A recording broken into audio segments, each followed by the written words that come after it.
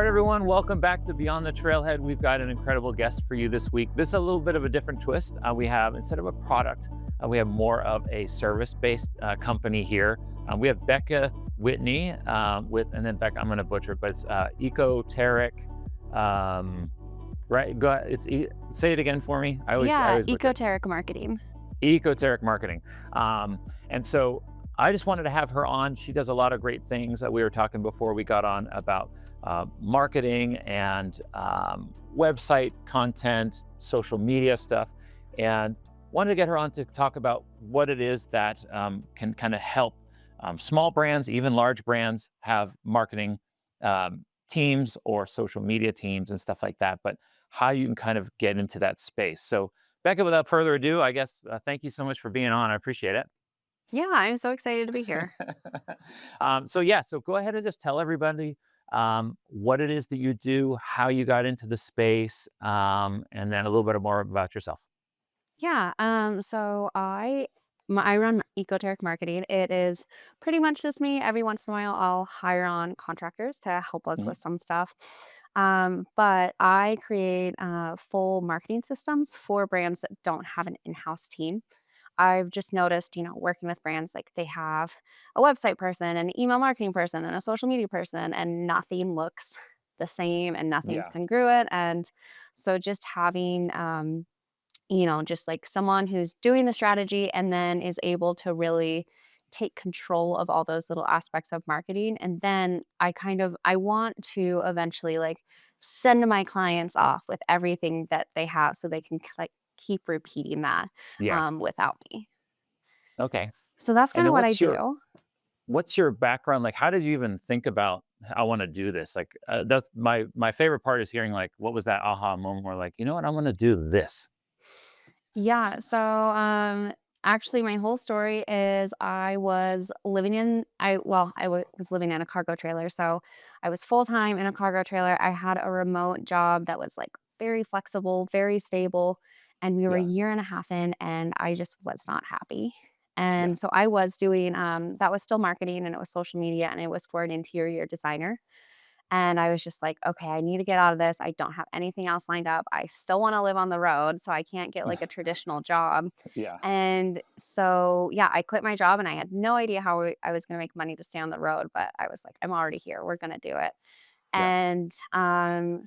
Yeah, my first client kinda just fell in my lap, and then my second client was a friend of hers, and because I was already, like, living on the road, I knew what I was doing. I knew how to, like, save money in little areas, Hmm. and we weren't paying rent. So, like, my like, how much I needed was very, very low, and so I Hmm. think that was really how I got so many clients was being, like, dirt cheap in the beginning, and I Yeah. mean, like, I didn't know exactly what I was doing, so I'm, like, glad that I wasn't charging, like, higher prices. Yeah. And when I say I didn't know what I was doing, I more mean like I didn't know how to do packages in that Yeah. way. And I didn't know like what businesses really needed because I just knew what this interior designer needed. And I knew that I Yeah. was good at providing what she had. So yeah, I kind of just jumped into it. And so me and my husband were on the road for 4 years total. And we've been in Steamboat Springs for the last almost 3 years, and so I went full time with the business, like, made it a business instead of just freelancing last year. Oh, cool. Yeah. Um, So I think you said a really good point there is that like when I started doing photography, same thing. Like I was doing photos and I knew how to do it, but I didn't know how to do the business side of it, the packaging and everything else. And so I would get all these clients and I would do them for dirt cheap, but sometimes even just for free, just because I wanted to Yeah. get my foot in the door. And then once I started it, I always tell people the same thing is like, you don't want to be like the Groupon Mm. company where you give a discount and then forever on, you're always known as the discount company, right?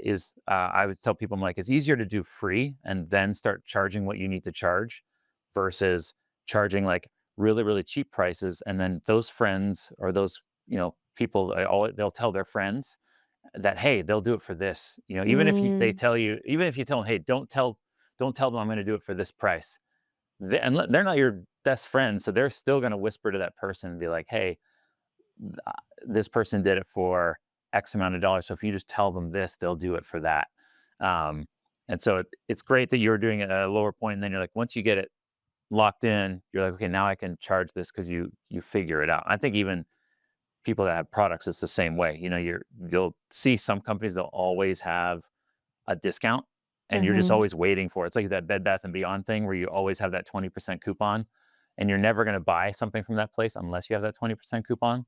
So that's a completely side rant from what you just said, but so your clients that you do, is it mostly? I'm assuming, and I kind of know it's mostly outdoor space stuff. So how did you go? Hey, I'm gonna go with the outdoor space as opposed to, since you were doing interior design stuff with that company. How did you go? Hey, I'm gonna do the outdoors. It's kind of funny because there's been so many phases to, and I said I just made it an LLC last year, Yeah. even though I've been freelancing for 5 years.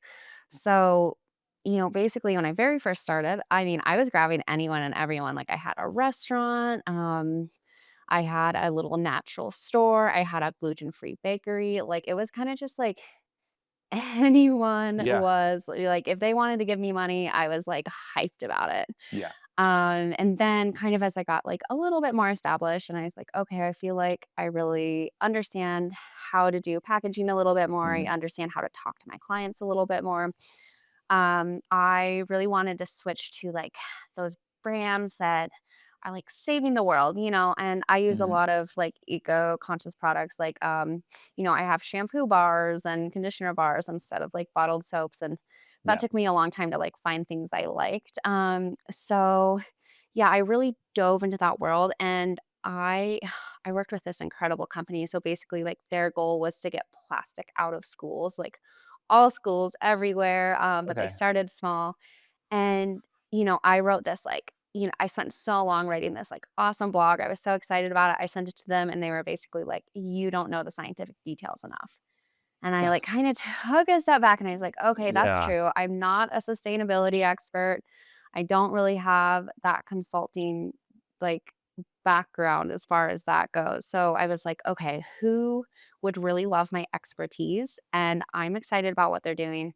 And, they care about the environment, but it's not like, they're like gung ho, need to know everything. And so, Yeah. like, the outdoor industry kind of like, I don't know how I didn't get that first. It, Yeah. yeah. So then I kind of landed on the outdoor industry and so many of these companies just like, they're like, yeah, I love the environment. I'm doing all these good things, but I don't know how to share that. And Hmm. even, not buying from a huge manufacturer reduces emissions so much. So, like, even just having those, like, little cottage brands, really helps. Yeah. Yeah, no, that's I never even thought about it that way. Like if you have a cottage brand, a lot of times people are making it at home versus all the carbon footprint of shipping between different factories to make large batches and stuff like that. So um, that's an interesting look at it. So you started doing the outdoor space. So what are the things that if someone's listening and they're going, okay, what exactly does Becca offer, and do other companies offer that do social or website? What are the kind of the stages, or what are the things that you offer specifically? Yeah, and before we go into that, I kind of wanted to share that, I am like such a generalist, and that's kind of how I Yeah. got to where I am today. Cause like, in my like I have friends who like all they do is climb. And I'm like, oh, I'll climb this weekend, and then I'm gonna go backpacking next weekend, and then we're gonna go mountain biking, and then we're gonna hike, and then like let's just float down the river, Yeah. in tubes. So, it's kind of funny because I was always like, I wish I just, everyone says like jack of all trades, master of none. And I was like, Hmm. I feel that like so hard. Like I'm a master at nothing. And, I put that into like that's kind of how I work my marketing. And I was like, this is such like I need to become a master at something. That's what everyone's telling me. And then I was kind of like, wait a second, this whole generalist attitude is actually making it so I can create a whole marketing system for Hmm. people. So, we start with the strategy and there's branding's a big word. Yeah. But the way that I kind of work on branding, I more call it like identity messaging strategy, which, Okay. isn't as easy as branding. But so basically just everything behind the brand in terms of messaging. Like And a little bit, because you have to bring in a little bit of photo. So, Yeah. like I'll create a mood board for people, but then that's really more like the feeling that we're going for and the messaging we'll go for. I'll talk about like, what we can talk about, what we shouldn't talk about, what's expected of a brand who says they're eco-conscious, because a lot of companies are these little founders that they're like, I care about this, but if you don't know something different, you don't really know. So, like, even Yeah. just if you're sending, your t-shirts that are supposed to be eco-friendly and all this stuff in a plastic mailer, like, there's going to be a disconnect there. Yeah. And usually you don't know it. You're just like, your customer gets it and doesn't say anything. And then you're kind of like, I don't get why I'm not growing. Yeah. So yeah, we like start with that strategy and that, really intense, like, message strategy, and I keep wanting to say branding, but I'm trying to stop Yeah. myself. And then we kind of move into adding that organic social. And Hmm. then from there, we layer on top the email marketing and the blog writing. And then um, once all those things are kind of working together, we'll throw ads in. And some people will convince me to add the ads in early because they're like, I just want to get website traffic, and sometimes that is good because then Yeah. they can see exactly what's broken instead of me being like, "Hey, I think it's this." And they're like, "I Yeah. don't know about that." So then they get to actually see like, I am I am saying like what's actually broken and not just Yeah. coming up with stuff. Yeah. Oh, interesting. So that brings a good question to me then is, uh, I feel like, and correct me if I'm completely wrong, but I feel like a lot of people will come to someone like you when they're in desperate need as opposed to proactively doing it so that they can start their business. You know what I mean? Like they're like, man, I don't have enough traffic. I'm not getting leads and everything else. And people aren't buying my products. And so they're like, okay, I need all this marketing, as opposed to I create a business. I know I need someone like you, and let's start it out the right way. Do you find it's that way? Is it more people are like desperately like, hey, I need like I need numbers now, as opposed to they just started a business and they think, or how would we push someone to say, you started your business before it gets bad, start doing these things now. Does that make sense? Yeah, and it's so hard because like, I know these founders, like this is a passion project that Hmm. has become like a job. They're not Yeah. most of them aren't starting off with like a Kickstarter or a big investment behind them. So they are like doing all these things like scrappily, which, Yeah. I'm totally for. Like if you can't afford all the big things, then don't do it. Just do the little things. Yeah. But as you're saying, like it does sometimes we get in a little too deep into DIY. Yeah. And it's like, I had this one client who he was paying like $500 a month to MailChimp and not using it Yeah. because, Wow. it was like always on the back burner that he was like, Yeah. okay, I'm going to start using this, but he was already paying for it. And, companies also do the opposite where they're like, okay, I'm not going to pay this until I need it. Yeah. And then they just don't have those flows set up. And they're just really, just putting money on the table because it's one of those things where if someone's looking to buy, they're gonna find your website and then, if it's hard to go through or they're confused, they're gonna go to someone else's website. Yeah. So it's kind of like you're doing some of the work for a different company Yeah. almost. No, that's good. It's almost like if you don't have your ducks in a row, you're almost, it's bad for you, but it's good for the other company because you're now going, okay, this other company makes it so much easier.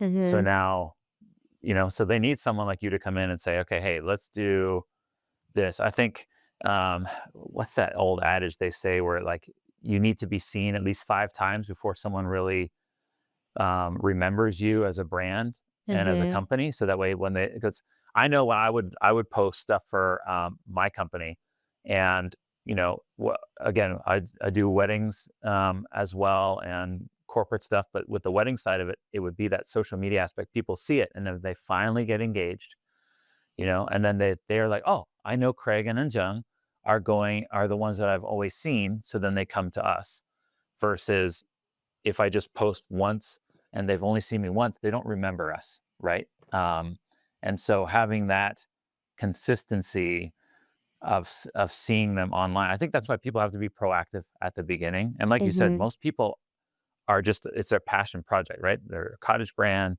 and they're just doing something in their garage or in their basement or in their living room, and they love the product. They just don't know how to get it out there to the masses. And it's a lot of times it's such a great idea, right? That you're like, oh my gosh, we got to get this to everybody, but we just don't know how to get it out there. So, what would you say that the raw social aspect of it plays a bigger role than, say, like normal marketing? Like I've done videos for a brand before where we had to do a UGC style video, right? It's just my wife and I cooking and stuff like that, versus I had to do like a regular, it was an ad style one, but it still kind of had to look Mm, user generated, but it was me filmed with a professional camera instead of my phone, and it looked all cool and stuff like that. But for like, it didn't perform nearly as well as the UGC video that mhm. my wife and I did. So long question to, what's the number one that people should be doing first? And, this one is well, okay. Number one that people should be doing first, I would definitely say, like, even if you do something very scrappy as far as like Yeah. messaging identity, and maybe you just keep adding to that. Like, and one of those things is you're not going to know what you're saying that you don't like until you start doing it. And so Hmm. it's kind of like that, like, start before you're ready. And I mean, that's, what a lot of these people did already, but, this whole marketing and social media world is so different. And, you know, um, what I really I want to push my brands to do so much is that, like, behind the scenes, really them talking to the Hmm. camera, all of that stuff. But so many people are not comfortable with that. Yeah. And so, and I don't, it's one of those things where I'm like, okay, if you want to grow on Instagram, we're gonna have to do this. Yeah. But if your goal, like, isn't like, if you're not there yet and you're not willing to do that, that's totally okay. We can kind of build in these other ways. And, there are other videos that are performing well on Instagram still, like voiceovers where you can still see the face or what people are doing. Mhm. And yeah, there's a lot of things that we can kind of do to get around it, but I mean, the quickest way to grow on social right now is like talking to the camera and showing people Yeah. your face because that's what they want to see. Yeah. There's a woman on social that I've just started following, and I just love it. Is she makes rope art with climbing rope? I Oh think my gosh, yes. her name's Katie. I think I just following, and I love it, and I love the behind the scenes on. I even messaged her and I was like, hey, I totally want to have you on because I want to hear the behind how you created this company and everything else, and stuff like that too, because it's a whole, she's doing all these cool mountains and stuff like that, but it's basically her doing her work, right? And I feel like you said, people need to see the face because people connect with a person so much more than they do with just a big brand, And in the end, you still have to grow your brand, and you're going to have eventually that disconnect sometimes because as your brand grows, most people want to make more money, right? Mhm. So they need to grow their brand, but you still need to have that personal connection. So for the people that you're pushing to get their face on camera or behind the scenes of like them sewing something or them, um, you know, out there banging metal on something or something like that. Like how do you push the person to do that? Because I think that's the biggest thing, right? Is they're like, oh, they don't want to do it, or they think they need a professional way to do it. And you're like, no, the raw is the best. And that's the hard thing about me having clients all over the country. Yeah. Because I started in my van. So, well, not my Hmm. van, my trailer. And so, I wasn't local to anywhere. I couldn't offer those services of like, hey, I'm gonna come in, I'm gonna film you, I'm gonna edit these. Yeah. And now that I am in a position where I'm kind of stable, I'm like struggling because I don't necessarily have that in my portfolio to try to get Hmm. those people. But yeah, it's like I have a client, Gary, who's gonna be on your show in a different episode. And I'm like, Gary, put up a tripod and just like film you sewing. Like, Yeah. it's so cool that you do Yeah. this in your house. Like, this is the guy who's making your quilt. Like, Yeah. obviously, like, you have to source other things, but I'm like, his story is just so fun and cool, and so, Oh like, yeah. trying to get those people to kinda share their story, they're like, "I'm not really sure." So, I would even say, like, what I try to do is I have people film, and I'll kind of give them direction, and then they'll send it to me, and I'll be able Mhm. to, like, edit it up, Yeah. but, I also had a client who, like, I was having her do some film stuff, and, like, she was like, "I hate it. I don't wanna do it at all. I'll do it Yeah. because 'cause you're telling me to, but, like, Yeah. I'm not ever gonna talk to the camera. I'm not ever gonna do this," and I was like, "Okay, let's change our strategy," and her business was a little different because she's a retail designer, Mhm. and it's fine. I pretty much have her just because have the interior design marketing Yeah. background, um, but I was like, "Okay, so Instagram's not gonna be our person. So Mhm. let's just really focus on LinkedIn, and Yep. then we don't need those videos." And if you I would say if you're not gonna do behind the scenes stuff, I'm not saying don't post to Instagram. I'm just saying don't expect a lot. Yeah. Yeah. I think, we had Hilltop Packs on, we had Ben on, and they do a lot of behind the scenes as they're printing stuff or sewing stuff and everything else. And, of course, you need other content, but Yeah. I think they do a really good job at just kind of showing the behind the scenes on what they do. Um, and I had heard a statement from somebody one time. I'm not sure it was some big time YouTuber, and they were like, once you get past the fact that you have to be self conscious about yourself, like once you're no longer self conscious about yourself and don't care what other people think about what you look like or whatever, that's when you're going to be successful on social media, Mm. right? And for my wife and I doing the comedy stuff that she does, at first I was like, oh, I hate being on camera. I look this way or this way. And now I'm just like, and even my wife was the same way. And now we're just like, who cares? Like, Yeah. who cares what we look like? Someone's always going to have a comment, even for your clients when they're sewing. I'm sure someone's going to get on there. And if you're the brand that just recorded that content, um, someone's going to go on there and say, "Oh, you should be using certain type of stitching or something like that," right? And but that kind of engagement is great because it just gives you more engagement with people. Um, but I think that's probably one of those things I would think that is hard for people is they're self conscious about themselves on camera, and so like you said, like some people you don't necessarily have to speak to camera, but even you just sitting there sewing, showing a couple shots of it and everything else, and just I'm sewing this new bag for this person, or oh we just put this collar on this thing, um, just helps out so much. So I mean I think that's great advice is having that face on there. So um, I guess going into something for your side of it as opposed to the brand side of it, do you have any kind of as you're building your brand, and I know you're still in the early stages of it, so to speak, but like, do you have any oh crap moments that have happened since you've been doing it so far? Maybe a epic fail or something that you want to share?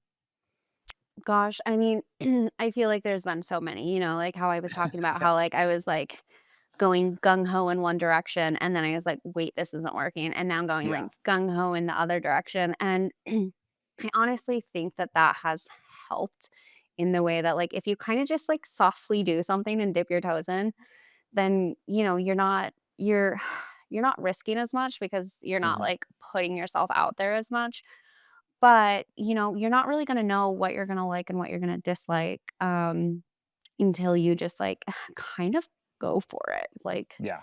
too hard. So, I mean, gosh, there's been so many things. So, when I very, very first started, I was, as I said, I was grabbing anyone, and I was also kind of offering any services, like, if they wanted anything. So, I'd be like, "Yep, pick me. Give Yeah. me money. I need to stay on the road, whatever, Yeah. we'll make it work." So I started working with this apparel brand and he was probably like my 3rd client ever. Yeah. And I was like, "Oh yeah, I can do a photo shoot of like your clothes. Yeah, let's do it." I was like, "Yeah, I'll get models. I'll figure it out."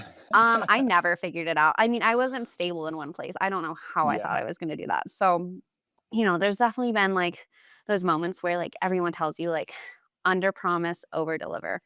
And I Yeah. think, like, Yeah. it's so hard when you're beginning because you wanna say yes to everything, and Hmm.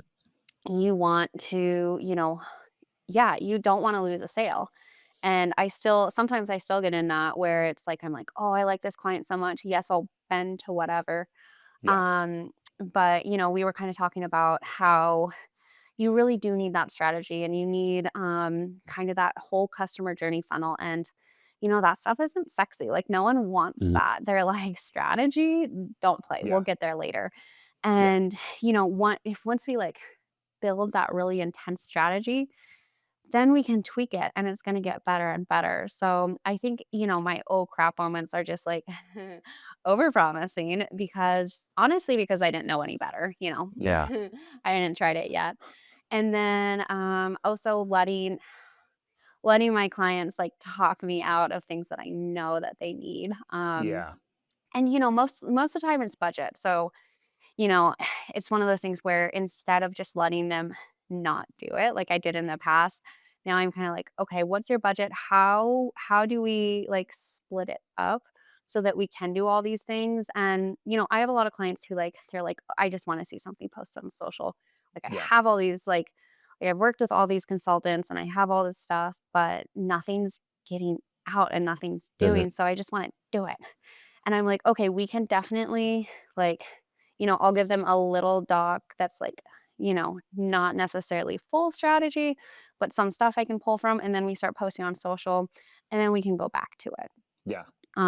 But yeah, as soon not letting clients say, that's not important because it's like Yeah. we know that's important. Yeah. And it's hard when so many of your clients have been burned kind of on that execution side. Like I've talked Yeah. to a lot of founders who they're like, "Oh yeah, I hired this one person and I got nothing," or like, "I hired Mhm. this consultant and I have this sheet like sitting in Google Drive that Mhm. does nothing for me." So I really understand where they're coming from, where they're like, "I Yeah. just want to see stuff." So yeah, just like I don't know, building that in later instead of just saying like, "Yep, we'll got it." Yeah. So I guess um with that, like I feel like so many people get burned by other people, Well, and then now we have to um come in as marketing people, or and say, "Hey, don't worry, I've got you." And so you have to, I guess that's why it's always good to have some previous clients that you could say, "Hey, call this person, let them kind of give you a little bit of massage and let you know that everything's going to be okay, that I've got your back and stuff like that."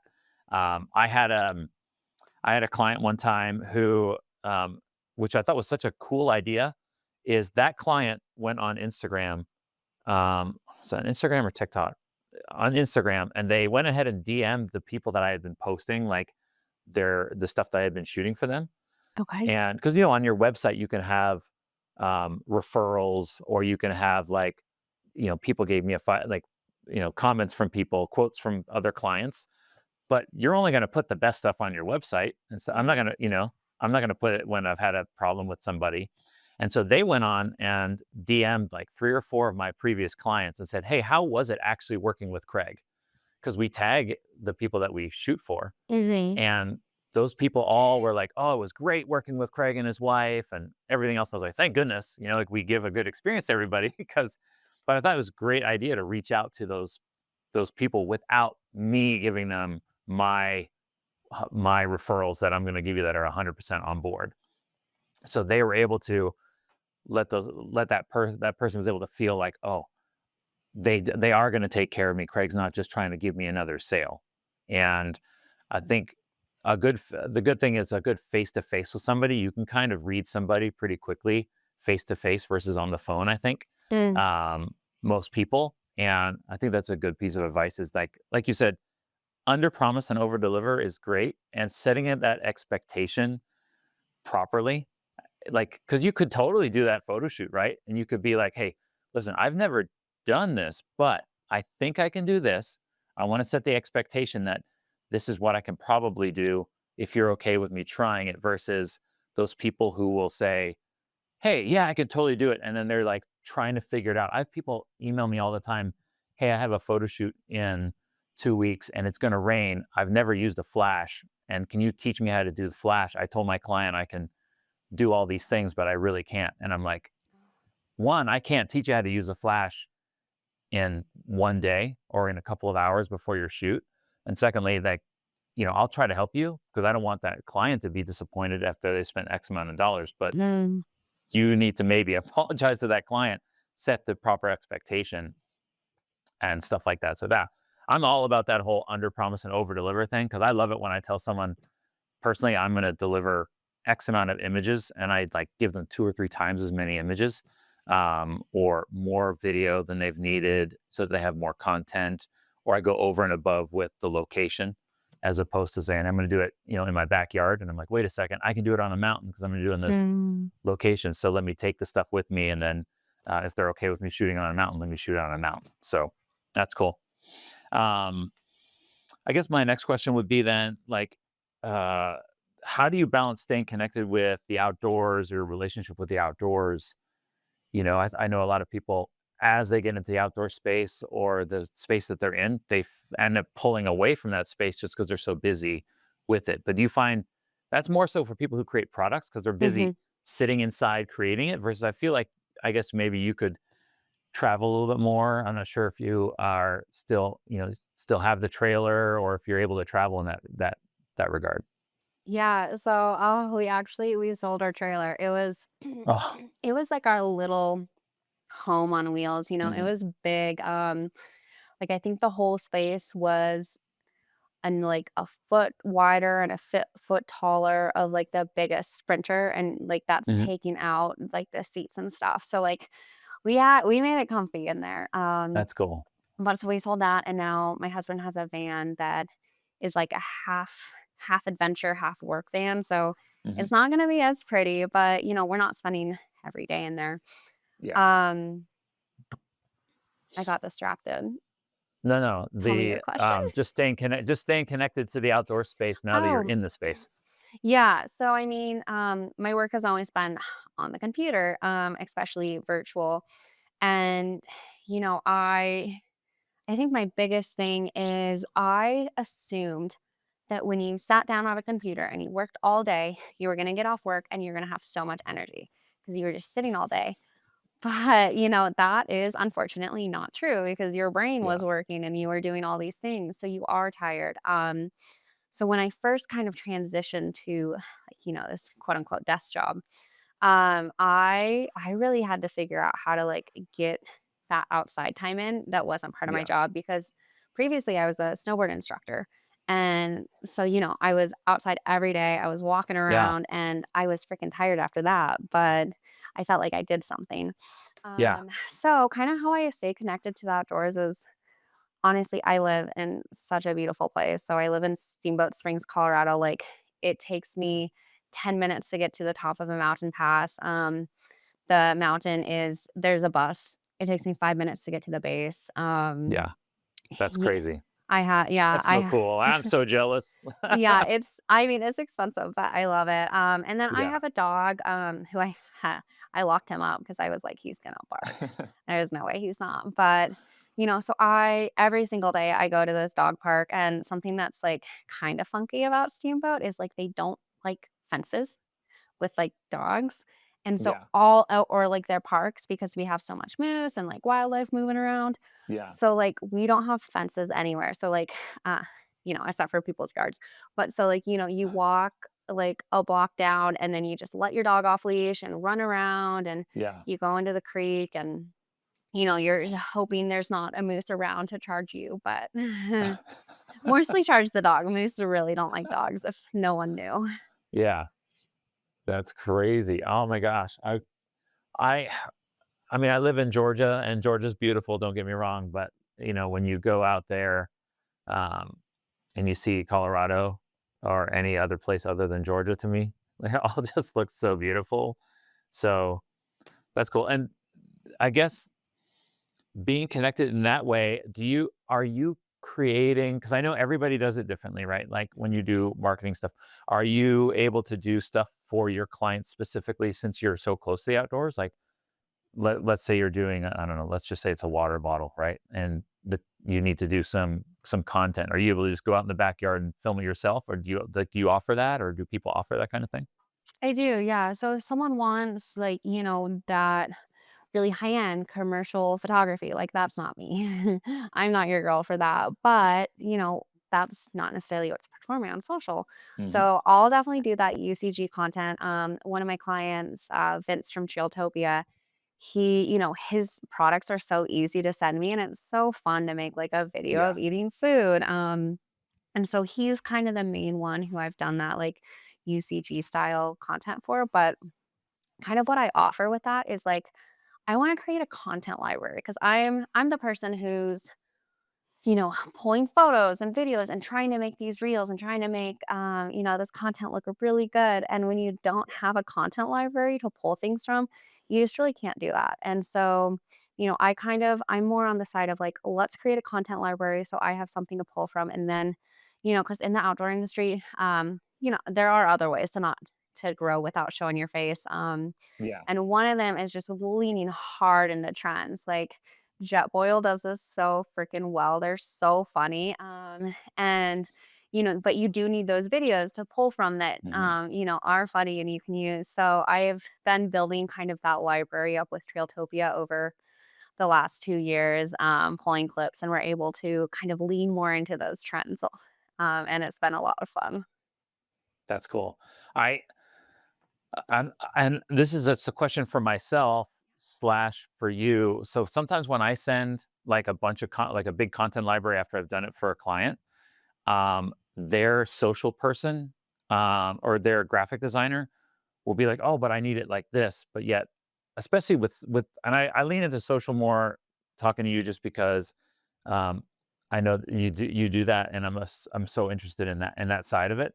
But I'll send them some content, right? And it'll be like some pictures or like 4K, 6K video that I know that in my mind, if I were the person editing the video, especially for social, you have that crop factor that you can literally with one image you could get 5 or 6 different posts out of, for example, Mm, right? Like you could push in on certain parts, you could do certain things with it.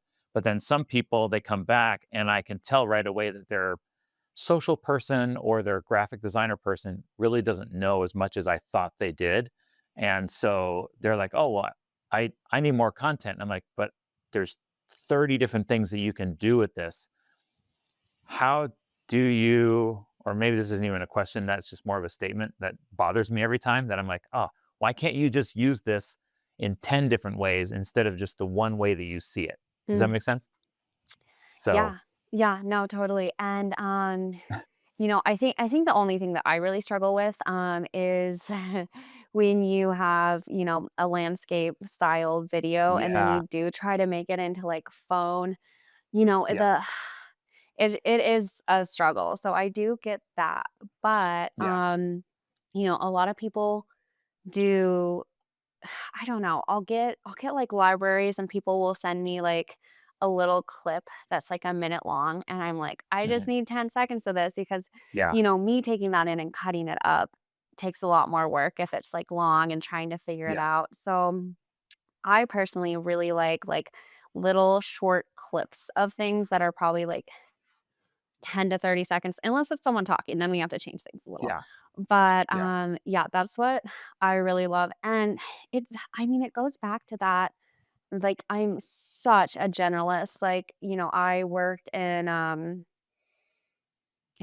I'm trying to put a year on it, but basically in college, I filmed football, and then, my, first, like, feeling like it was a professional job was at a TV studio in Vail, and it was kind of funny because, like, it was kinda low budget, but they, like, had this, like, big resort backing, so we had super fancy equipment, like, I worked yeah. for another TV station, and I was like, "Oh, you guys have nothing," and it's like, "Well, they just didn't have this, like, huge company backing." But anyway, so, like, it's like I do have that experience in video editing and shooting and, having a director in my ear and kinda telling me, like, what they want, and also just, like, different styles, like, Mhm, filming football is way different than mhm, filming, like, someone talking and, like, live TV, yeah, and yeah, so I try to give myself credit on a lot of those things that,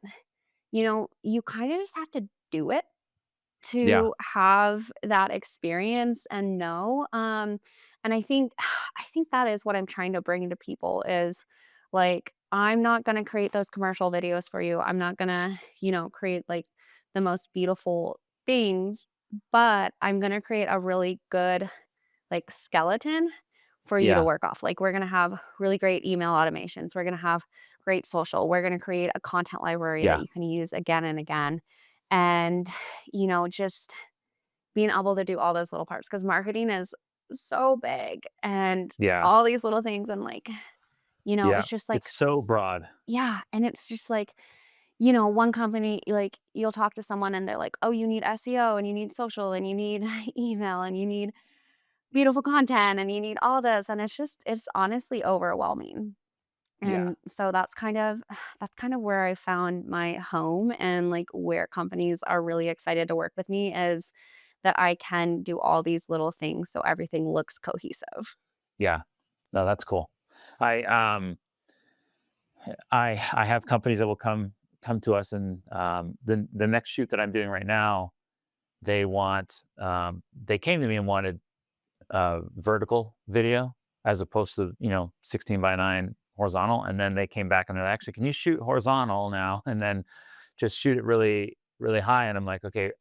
um, Now I'm like, okay, let me just shoot both. Yeah. But kind of rewinding a little bit to what you said, like with that landscape, it's so hard to shoot a really beautiful landscape in vertical video unless it's filmed like it needs to be shot, right? And so sometimes I'm outside and I'm like, oh, this looks amazing like this. And then I go to film it, portrait. I'm like, how can I, even with the widest lens, how can I show this beauty?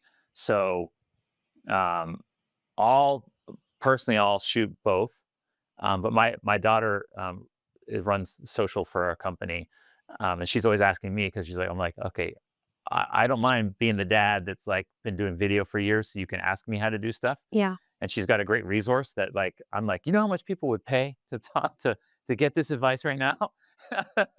But she borrows my camera gear and everything else, but she's always asking me, how can I film this like this, or what can I do to make it better? So I think, do you have a community of people that you kind of? 'Cause I know in the outdoor space, I feel like, at least from what I gather from being in the outdoor industry for the last few years and stuff, is most people are really really kind to each other, and we all kind of work off each other. There's always that little bad apple here and there. Um, but I think you need that community around you, especially for you. Do you have a community of people that do the same thing that you do, that you can kind of bounce ideas off of and stuff like that? Yeah, and it's kind of funny because like people talk about like aren't these people your competitors? And it's like honestly not really. Like we Yeah. all offer something so unique. Like, Yeah. the person who's going to hire you and be really happy with your work is not the person who's going to, for Yeah. photography is not the person who's going to hire me and I'm not a Yeah. photographer, so obviously that doesn't make sense. But, you know, and so yeah, I have really found and man, I put work into it. I didn't realize, when I was first on the road and I was charging dirt cheap, like, and doing kind of stupid things, like telling Yeah. people I could do a full photo shoot. Yeah. Um, like, I mean, yeah, it's like I did say something I couldn't do, but I was charging nothing. So, Yeah. um, but I guess what I'm trying to say is that, no, I lost it. You were saying community. Okay, okay, okay. Sorry. Oh, you're good. Yeah. Yeah. Yeah, so yeah, I really worked on since I've been back in Steamboat Springs, I guess not back since I moved here, versus being on the road, I have really found that I need that network of people. So, you know, right now, like I know a really amazing videographer down in Denver and I have a climbing guide I have a climbing guide client and if he wants some really beautiful video, I'm like, okay, that's who you're Yeah. gonna send it to. I know so many people who do websites, and so it's kinda just like, "Hey, what do you want? I can send you over here." And Yeah. I've really found that with other people too. Like I have someone who like they do startup strategy. And so when someone's ready to like starting to make a little bit more money and wants someone to actually execute for it instead of them do it themselves, she'll refer people to me. And, even, like, I have I have one partner who, like, she contracts me out technically, Mhm. and I don't even have to talk to the client, and at first I was like, "This is really weird." I always like, part of Yeah. my business is, like, client interaction, but it was really nice just to be like she was like, "Give me this stuff," and I was like, "Okay, done." Yeah. So yeah, it's definitely, like, not cut and dry. Every client's different and, making those relationships has really been, like, on the top of what I'm doing Yeah. right now. Yeah. My my wife went to this conference in New York, and she had been doing social media for so long, but none of her friends could kind of really understand the issues she was going through when a Mm, reel wouldn't perform well, or if, you know, Instagram was just being a pain in the butt that day and everything else. And then by the time she came back, now they have this group, and I get the notifications on my phone too because our Instagrams are all on the same phone, and I'll hear them talking with each other, and it's really cool. She's like, "Oh, now we all kind of understand each other when we're not getting, when the algorithm changes or this changes and stuff like that." So I think it's always great to have that community that kind of to understand you, like that one partner that you said she kind of sends it to you. She understands what you do and you understand each other's language, as opposed to, I'm sure you go to your husband and I know, like my wife comes to me and she tells me her problems. And I go, I have no idea. I'm just like, uh huh, yeah. And I'm like, you're doing a great job. And she's like, I'm not. And I'm like, no, you are. But when she goes to other people, they understand it and then they can kind of give her a little more advice. I don't know if you did that to your husband where he's like, I get it, but I don't, So yeah, I think, I don't know if you've seen the reels that are going around that are like, um and usually it's, like, women business owners where, like, their husbands, like and is doing something and it's like, "The job I never signed up for that I don't yeah. get paid for," and I'm like, yeah, I hardcore feel that. Even with, like, I'm, like, stuck on something, I'm like, "Hey, what do you think about this?" And he's like, "I don't know what you're talking about." And I was like, "It's okay. Yeah. Just ask me questions and then my brain will figure it out." I'm like, Yeah. Yeah. like, you don't I but then there are some times where I'm like, "Ah, I need someone," and, yeah, that's kinda like, the woman who contracts me out, she runs Boondock Consulting, and she, like, has this background, she was in HR forever, so, like, she's just a whiz on, like, all Yeah. contracts and, like, communication and, like, so I'll, like, message her all the time, and I'm like, "What do you do for this?" Yeah. And, yeah, it's just funny stuff, and actually, like, my retail designer client, she used this bank, and I, like, was like, "Hey, how do you really like this bank?" And she's like, "Yeah, it's great." So, it's funny, you definitely have your different people that you can pull from, and Mhm. somehow our spouses just get lumped into everything, Yeah. um, willingly or not. Yeah. Yeah. But yeah, I think just like having those communities of like random business owners or, someone who is doing something similar to you, Mhm. is just so helpful. Yeah. I think I heard a quote from somebody one time. I wish I knew the people who quote these things. I'm such a bad, like, if I wrote a book, I'd probably get sued because I wouldn't be able to have any of the actual references. But, I talked to somebody and they're like, I go to somebody, I really respect them for their financial advice, but I would never ask them for marriage advice. Or I would Mm, ask this person for marriage advice, but I'm not going to ask them for advice for my kids, or, I'm not going to ask this person for my mental health, but I would never ask them for financial advice. So you kind of have those avenues. I have a few friends that I would ask everything, but yeah. there's one friend I ask him for financial advice all the time because he is a whiz, but he is like the driest person in the world. I would never ask him for like fun things to do or stuff like that. So like, yeah, that having people around you and knowing who to ask, I think is probably the best advice out there. Okay, so I kind of winding down, I guess Yeah. my last question before I kind of go into the lightning round where I ask a little bit about like some kind of quirks and stuff about yourself is what does ecocentric marketing, what does it look like? What does it look like, a year from now or 5 years from now? Like, what are some things that you're kind of looking forward to in the future? Yeah, that's a great question. So something that I'm really excited about is, being that full time, they kind of call like some people call themselves a fractional CMO. And my problem with that is that those people don't do any of the execution. Yeah. So, really, just like being able to build out someone's full marketing ecosystem Yeah. and just like kind of getting them from, hey, I have these little pieces here to just like full on because I Mhm. really haven't been able to do that with a lot of my clients. And that's more kind of on me where it's like, Yeah. they're like, "Oh, do we have to do strategy?" And I'm like, "No, that's okay. We'll just do social." So, I think just becoming more of a full service, I don't wanna say product, but, kind of more of a full service product and really helping these brands that care about the environment and care about the work they're doing just Yeah. grow and flourish. And, Yeah. that's kind of what makes me excited. And everyone I work with is so hyped about their Yeah. business and their product and what they're doing. But they don't know how to take that out. So I just want to Yeah. be the person who's like, you're so cool. Let's get all of this and let's like Yeah. start building it. So yeah, I guess I'm just looking for, you know, in the next 5 years to help build up those companies that are incredible and they don't have an in-house team and we can Yeah. just keep working on it. I think it's cool that you have clients that are more, the quote unquote mom and pop kind of things versus, and you have that emotional connection and that hype.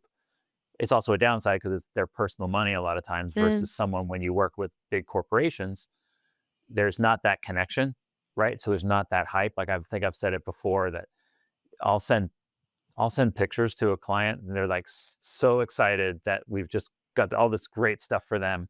And then I'll send it to a big corporate client. The email will just say thanks and that's it. Right. And then you see the pictures here and there, but you don't have that emotional satisfaction of you just helped somebody.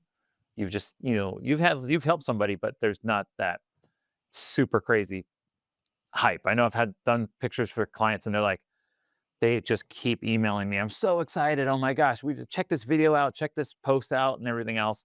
Um, so you get that nice emotional contact as opposed to a big marketing firm. Like I have a friend who runs a big marketing firm up in Canada, and so I know it's just a lot of times it ends up being just the frustrations that the big companies will bring to you as opposed to mm. the good stuff. They almost always just bring the frustrated stuff to you instead of all the good stuff, right? So I think that's pretty cool. Yeah, and I think, like, I'll talk to other people who are social media, like, just social media, and Yeah, they don't really get that behind the scenes of like, are the sales rising? Are they being impacted? Where are yeah, spikes? And so, that's something that, because A, I get to control everything in that aspect, like I get that side of yeah, the analytics, and then B, just I'm there's a face behind the name. Like, I'm so excited to work with these people. They're so excited to work with me. yeah, Yeah, and once I sign on a client, and if we've been working together for 6 months, we're probably going to work together for 2 or 3 years. And if I technically have a 3 month minimum, but if it's not working in the first month, like we both know it. yeah, And yeah, it's definitely, I don't really take on clients that I don't like them personally. yeah. And most people are Um, great in the outdoor industry, so easy to do, right? yeah, exactly. So this is the last thing, and this Yeah. is more of a question for you, just because I've always wondered. People when you were saying like that relationship, and you get control of the analytics, you get to see it, right? Mhm. I think smaller brands don't understand. They only and not all I say that of course I'm generalizing it, right? There's a lot of people that do understand numbers and stuff like that, but they will only look at how many followers you have and maybe how many views a video has versus the real thing I think is the engagement factor, right? Like my wife's doing a thing with someone right now, and they were like, we could care less about your followers, and that's great that you have a lot of followers and stuff like that, but they were like, want to see the engagement number, right? But then when you look at that actual engagement number, usually it's a really, really low percentage, but it's actually a really high number when you look at the actual number. And I think for me, it's always trying to get those people past the, hey, you're going to get X amount of views, but really we're going to engage this many people, which is a lot bigger thing. So do you, and I could go on for forever about social stuff, of course, but how do you get somebody who's runs a small company to say, hey, it's okay that you have X amount of followers or this person that we're going to collab with to show your product out? They might not have 500,000 followers. Maybe they only have 10,000 followers, but their core engagement is so big. There's so much conversation going on and stuff like that. Is there a way that you push people to see that? Like, is that like a tip for people, or how can you tell people that are listening right now that have a small cottage brand, look at the engagement number or look at a certain number when it comes to social? Yeah, and that's an interesting one because I like the tool I use. I use Metricool, and you can literally put your competitors. So like whoever like if you want to put Jet Boil in there or a different brand who does something similar, Yeah. and you can put in like their names, and then Metricool actually grabs and is like they post this many posts, this many videos. This is their Yeah. engagement rate. So I can actually look at and be like, "Hey, they have, this many more followers, but their engagement rate sucks." Yeah. Like even though they have these followers, like they're not getting people to interact, they're not getting people to Yeah. see their stuff. Whereas if we go down to us, like look at our engagement rate. So I kind of just like use my tools to kind of what you Okay. like just define that. And I think that really helps because, people do get stuck in the like 10,000, 100,000, like, but when you really boil it down, like 1,000 people who care about your stuff, like that's a lot of people. Can you Mhm. imagine like in a room having 1,000 people who care and are listening Yeah. to you? Like you'd be taken away. Whereas when you just see that number on social, you're like, ugh. So just Yeah. No, that's really good. Yeah. yeah. So just like trying to pull people back to like Yeah. reality instead of like fake social. And Yeah. at the end of the day, yes, I care so much about those numbers, but I care about our sales, like Yeah. if our sales aren't increasing versus what we're doing, then it all doesn't matter. Really, Yeah. like Yeah. no, like none of my clients are trying to be Instagram creators or Instagram famous or try to get Yeah. brand deals. They're all just trying to sell their product more and get it out in the Yeah. world and make the world a better place. Yeah. No, that's good. I love that analogy. And I love the fact that you're like, hey, it's great that we're connecting on social, but really, if I'm not doing my job and you're not making sales, then I'm not doing my job. And so your job is making sales for people. That's great. Thank you so much. I mean, again, I always tell people I learned so much. I think people are listening, especially if you're a cottage brand or even a large brand. I think we all pull some great advice from this convo and hearing more about it. So before we go into the Q&A, the quick little lightning round, Yeah. how can people find you if they are having questions or they want to either get a consultation from you to see if it's a right fit and stuff like that? How can they find you? Yeah, so my company's website is Ecoteric Marketing, and that's ECO. Oh gosh, now I need it in front of me. ECOTERIC marketing.com. I also, of course, have socials, but as everyone does, I have a hard time staying up on my own stuff.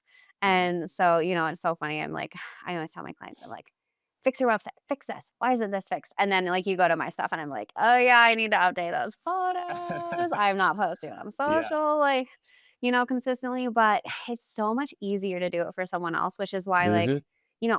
which is really why people hire me is because they're Yeah. too close for it. Like, it has to be perfect. They take too long thinking about it. And it's like, guys, we just have to get something out there. Yeah. We can make it perfect one day. Yeah. It's just like people who do home renovations and stuff like that. You'll go and there'll be a thing that's never been fixed for how long and stuff like that. Because you come home and the last thing you want to do is do more home renovation when you've just been building a house all day long. So Yeah, yeah, and I'm that's I'm good. trying to get better about like, doing my Yeah. own stuff because I'm like, I need to walk the walk that I'm talking all day long. Yeah. Yeah, yeah. So yeah, on Instagram, it's just Ecoteric Marketing, same with Facebook, but I kind of cross post there. So wherever. And then yeah, the main one is just my website. My email's on there. People can also just like instantly book whatever's like more their style. Yeah. Okay, cool. Awesome. Well, thank you. We're gonna go into rapid fire round just to get to know a little bit more about you and stuff like that. So these are more like quick answers, nothing super, super deep. Um, but without further ado, let's rock and roll. What's your favorite national park? Um, I'm gonna say Yellowstone. I grew up in Yellowstone. Idaho, and Yellowstone was a very go back to many times. Okay. Never been. One Mm. day we'll go. A few people have said Yellowstone, so I've heard that's really good. So I guess this question: mountains, forest, desert, or coast? What's your favorite? Ooh, definitely mountains. And Yeah. speaking of Yellowstone, so my favorite mountain range is the Beartooth Mountains. I don't know how many other people have favorite mountain ranges, um, but that's right outside of Yellowstone. I mean, Yellowstone's big, but in Yeah. Wyoming, stunning. Awesome. Okay. Last thing you Googled related to your business. um, oh no. Last thing I Googled related to my business.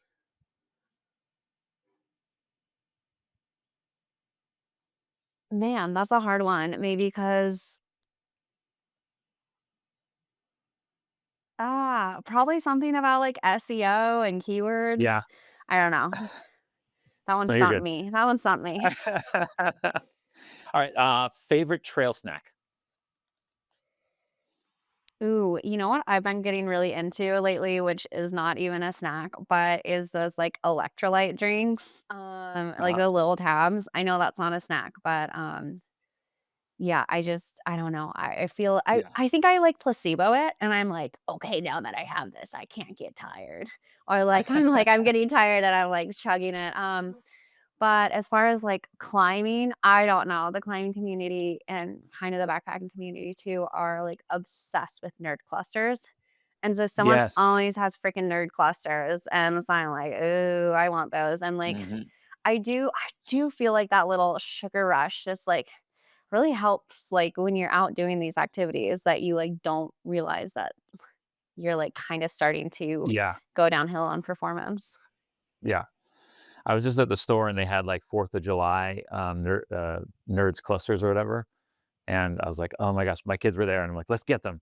Anytime I see a new nerd cluster, uh, like collab of some kind, I'm like, okay, get that. Yeah, and I it's can't like get enough of them. it's so funny. I'm like, they know that, like, the outdoor industry is obsessed with them? Because it doesn't I seem like know. it from their marketing, Yeah. like, but that maybe that's why we are so hyped about it. Like, they're not I don't know, they're not Yeah. pushing that angle too hard. Yeah. I think everybody goes, it's a hidden secret. So it's like, oh, I found this new hack. And then I have heard though that like there's not a lot of carbs in there. It's just a lot of sugar and Oh, stuff like yeah. that. And so I'm starting to cut more of that out now. I kind of knew, but I just love, I'm a sweets person. So I could eat candy all day long. Um, okay. Biggest splurge you've made for your business. Ooh, yeah. So the biggest splurge I've ever made is hiring a sales coach. And it didn't go that great. Oh, no. Yeah, so it just ended up not being for me. Yeah. But that's okay. Like I did learn a lot from it. I just didn't learn what I wanted to learn. Yeah. Yeah. Um, Next one is what's one outdoor skill you still kind of suck at? I mean, I kind of, as we were talking about, I'm a generalist, so kind of everything. It's like I'm a climber, but I'm only climbing like 5'10s, and everyone around me is Yeah. climbing 5'12s. I backpack, but I only backpack like every other weekend in the summer. Yeah. So I'm super slow compared to other people. I'm a very like casual mountain biker. So I think I think the one thing that like I would say I'm tip top at is hiking with my dog for an hour. Like I can't mess that up. That's great. And last question, what's your favorite way to unplug or do you even unplug? Oh, yes, I definitely have to unplug. I mean, I think every business owner, like, especially, I work at home, so like my business comes with me. Yeah. Honestly, it's getting outside doing anything, that's I'll be so in my head and like struggling about something, and then I'll go on a hike or I'll go climbing or I'll just sit outside. So like, just connecting with honestly the reason why Yeah. we're all here and why we started it. Yeah. I think it's probably the hardest thing is, especially when you're doing social media and website and stuff like that, you're probably literally feel like you always have to be connected to the point where you're just like, I want to throw social media out the window, just leave my phone. That's one of the good things about being in the outdoor space is you can go off to where there's no cell signal, and then you can just literally disconnect. So that's good. Yeah, and that's kind of why my own socials aren't that great is because because I have had that where I'm like sitting by Yeah. the river fishing and I'm like, "Oh, it's so pretty." And then I'm like, "Oh, should I be getting content?" And it's like, "No. No, Yeah. this is my time to be here." What I did start doing is, cuz when you are out fishing or hiking, you get ideas. And so I Yeah. started, and I know a lot of people do it on their notes app, but I have a project management system that I just have ideas and I just freaking type them in there so that Yeah. they're out of my brain. Cause I feel like Yeah. sometimes when you have this idea and then you're like, oh, I can't forget it. And then you just like keep thinking about it. Yeah. And then you're just not enjoying where you are. So yeah, I Yeah. would say like definitely giving yourself like allowing yourself to unplug and not think about your business, and then also give Yeah. your brain like little outlets to, because brains do what they want. Yeah. No, I think that's a really good tip to end the convo is literally like, I never thought about that. Like, cause I write it down, but I never thought when I write it down, it finally is there and then I can think about it later Yeah. as opposed to thinking about it and then going, okay, thinking about it more and more and more. Cause then I'll sit down later on and look at my list of ideas and be like, oh, I remember that. And then you can go more in depth. So I'm going to do that more. I'm going to write down stuff more often as soon as I'm thinking about it so I can stop thinking about it and let my brain rest for once. Yeah. So that's great. Well, I mean, Bekah, thank you so much for being on. I'm sure everybody learned a ton, and everybody who's listening, thank you so much for listening. And we can't wait for the next episode. Thank you so much, Bekah. I look forward to seeing you in person one day soon. Yeah, you're welcome. And yeah, I can't wait for that meeting as well. Awesome. Thanks, Bekah. Bye.